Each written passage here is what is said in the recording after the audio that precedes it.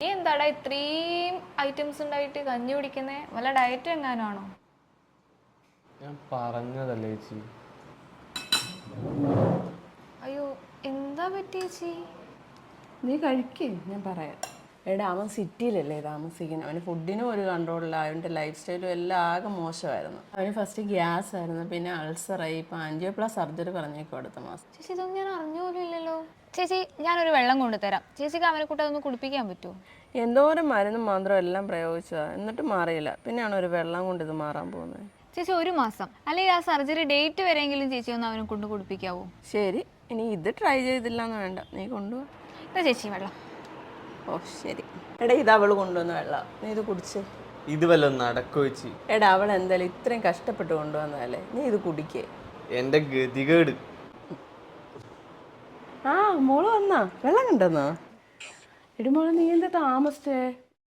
ചേച്ചി, ഇപ്പൊ അവൻ എങ്ങനെയുണ്ട്? അവൻ എങ്ങനെയുണ്ടെന്ന് അവനോട് തന്നെ നീ നേരിട്ട് അങ്ങനെ ചോദിക്കേ. ഡാ ചേച്ചി, സത്യം പറഞ്ഞല്ലേ, എനിക്ക് ഈ വെള്ളം കുടിക്കുമ്പോൾ ഒരു വിശ്വാസം ഉണ്ടായില്ല. പക്ഷെ ഇപ്പോൾ എനിക്ക് എല്ലാ ഫുഡും കഴിക്കാൻ പറ്റുന്നുണ്ട്. പിന്നെ ആൻജിയോപ്ലാസ്റ്റിയുടെ ഡേറ്റ് മാറ്റി. ഇനി അത് വേണോന്ന് തന്നെ ഉറപ്പില്ല. എടി ഒച്ച സത്യം പറ, നീ എന്നാ നിന്നത്തി കലക്കിക്കൊണ്ട് വരുന്നത്? ഞാനൊന്നും കലക്കിക്കൊണ്ടു വന്നതൊന്നല്ല. ഇതെന്റെ വീട്ടിലെ വാട്ടർ അയോണൈസറിലെ വെള്ളം. ഒരു വാട്ടർ അയണൈസറിലെ വെള്ളം കൊണ്ട് ഇങ്ങനെയൊക്കെ മാറ്റം സംഭവിക്കുമോ? വെള്ളം കൊണ്ട് ഇതുപോലെ മാറ്റങ്ങൾ ഉണ്ടാകുന്നത് അൻവസ്തരായിട്ടുള്ള ലക്ഷക്കണക്കിന് ആളുകൾ കേരളത്തിലും ഇന്ത്യയിലും വിദേശങ്ങളിലുണ്ട്. ഈ ഒരു വീഡിയോയിൽ കണ്ടതുപോലെ എത്രയോ ചെറുപ്പക്കാർ ചെറുപ്രായത്തിൽ തന്നെ പലതരത്തിലുള്ള രോഗങ്ങളുടെ അടിമയായിട്ട് പലതരത്തിലുള്ള ശസ്ത്രക്രിയ കാരണം ജീവിതം ദുരന്തത്തിലാകുന്നു.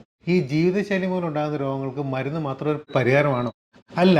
ജീവിതശൈലി രോഗങ്ങളിൽ മാറ്റം ഉണ്ടാകണമെന്നുണ്ടെങ്കിൽ ജീവിതശൈലിയിൽ മാറ്റം ഉണ്ടാകണം. അതിൽ ഏറ്റവും പ്രധാനമായിട്ടുള്ള ഒരു ഘടകമാണ് വെള്ളം. ഇവിടെയാണ് വാട്ടർ അയണൈസറിൻ്റെ റോൾ വരുന്നത്.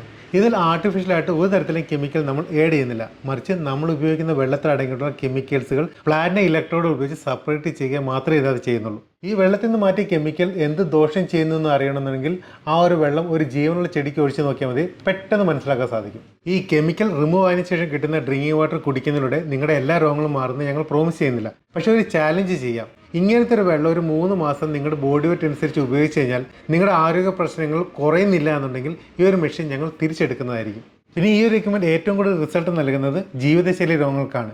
ഇതിനെപ്പറ്റി കൂടുതൽ അറിയാൻ ഈ നമ്പറിൽ കോൺടാക്ട് ചെയ്യുക. താങ്ക്